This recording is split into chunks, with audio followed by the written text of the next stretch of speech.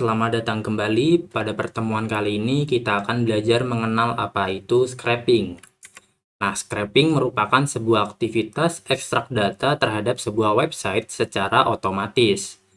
Nah, biasanya scraping ini dibuat dengan menggunakan script dan salah satu bahasanya yaitu Python.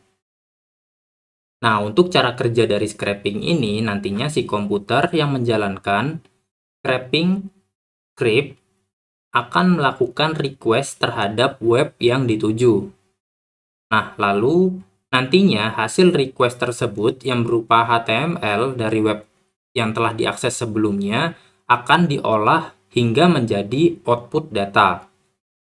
Nah, di sini akan kita jalankan juga web server yang akan dilakukan request nantinya di lokal, yang dimana telah saya sediakan juga untuk nama foldernya yaitu SQL Injection Web.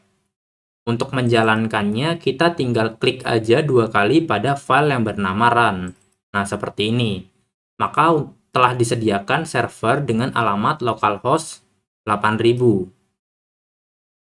Nah, di sini untuk menjalankannya, kita bisa menjalankannya dengan membuka browser, lalu berikan alamat localhost 8000.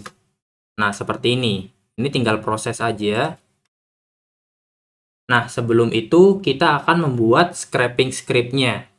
Oke, buat browsernya udah selesai. Jadi di sini tinggal lanjut aja ke scraping script.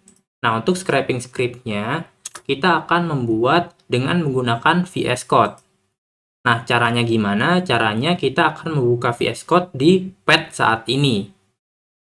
Di sini akan saya klik bagian pad, lalu saya akan memberikan perintah cmd. Nah, sebelum kita menjalankan VS Code, kita bisa install terlebih dahulu library yang akan kita gunakan nanti, yaitu library request dan juga beautiful soup. Nah, caranya gimana? Kita bisa berikan perintah pip3 install request dan juga beautiful soup 4 kayak gini. Nah, kalau sudah tinggal di enter aja, maka dia akan diinstal. Nah, sebelumnya sudah saya install, maka di sini tinggal kita buka aja untuk VS Code-nya. Caranya gimana? Caranya kita berikan perintah code titik. Yang maksudnya, dia akan menjalankan VS Code pada pad saat ini. Nah, ini akan saya enter.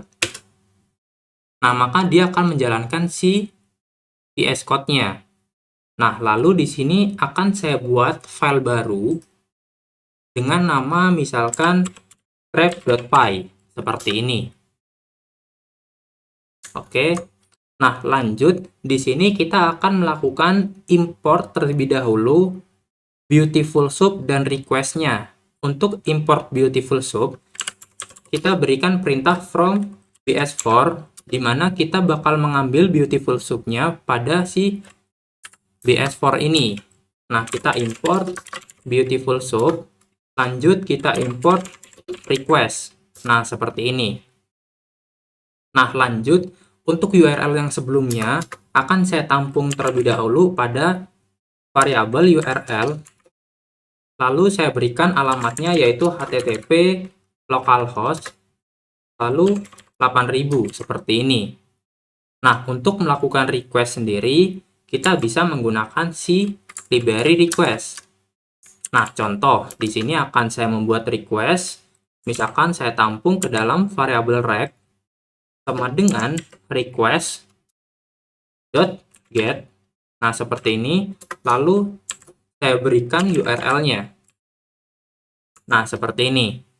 Nah, jika sudah, kita akan mencoba membuka apa sih hasil dari rect ini. Nah, caranya gimana? Kita berikan perintah print, lalu kita berikan perintah si variabel rect.tag, di mana akan kita ambil value-nya saja, yaitu si teksnya. Nah, di sini untuk menjalankan si Python-nya, bisa kita jalankan dengan menggunakan Ctrl tilde, dan jalankan si Python grep.py seperti ini.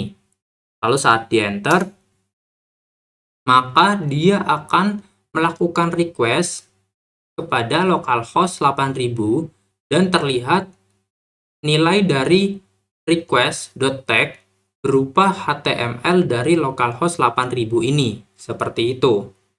Nah, di sini kita juga ingin melakukan atau mengolah si HTML ini untuk mendapatkan contohnya tag A. Nah, caranya gimana? Caranya untuk printnya di sini akan saya komen terlebih dahulu. Nah, di sini saya akan membuat variabel yang bernama sub seperti ini. Lalu saya menggunakan si beautiful sub. Nah, untuk hasil dari request tag-nya akan saya masukkan. Nah, di sini juga saya akan mengubahnya menjadi html.parser. Nah, seperti ini. Nah, lalu di sini kita akan mengambil tag pada HTML-nya, namun hanya tag A saja. Nah, gimana caranya?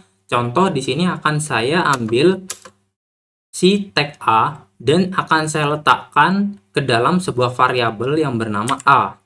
Sama dengan kita ambil si subnya, lalu berikan perintah find all, yang maksudnya dia akan mencari semua tag yang akan kita masukkan, yaitu si A. Nah, seperti ini.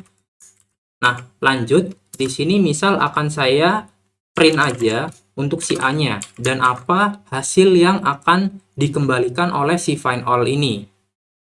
Nah, saat saya jalankan, nah dia akan mengembalikan beberapa tag A yang telah disusun menjadi sebuah array seperti ini.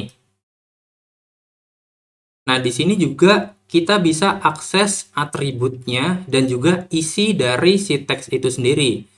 Nah, caranya gimana? Contoh, di sini kita akan membuat sebuah looping, yaitu for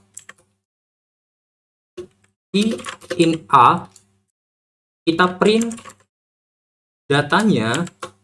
Nah, namun datanya hanya berupa ahref saja, jadi nilai dari ahref itu saja. Berarti di sini akan saya berikan href. Nah, seperti ini. Nah, lalu untuk mengambil nilai home atau isi dari teksnya itu gimana? Kita bisa menggunakan .text. Nah, di sini akan saya berikan jarak dan akan saya berikan perintah i.text seperti ini. Nah, saat saya jalankan, nah dia akan mengambil si alamat hrefnya dan juga nilai dari si tag-nya. Contoh di sini ada home, ada transaction, login, yang dimana href-nya juga bakal diambil seperti itu. Nah, nggak hanya untuk A saja, semua tag di sini bisa kita ambil. Contoh, di sini saya akan membuat lagi, misalkan untuk tag image. Misalkan saya akan print terlebih dahulu untuk image sama dengan sub find all image. Saya akan print terlebih dahulu untuk image-nya ada berapa data saat dia mengambil si text image ini. Nah, di sini akan saya jalankan kembali. Nah, terlihat hanya satu data saja. Nah, berarti di sini bisa saya buat printnya, print image array ke kosong. Contoh di sini akan saya ambil si src-nya untuk nilainya saja. Berarti di sini tinggal kita berikan array src. Nah, seperti ini.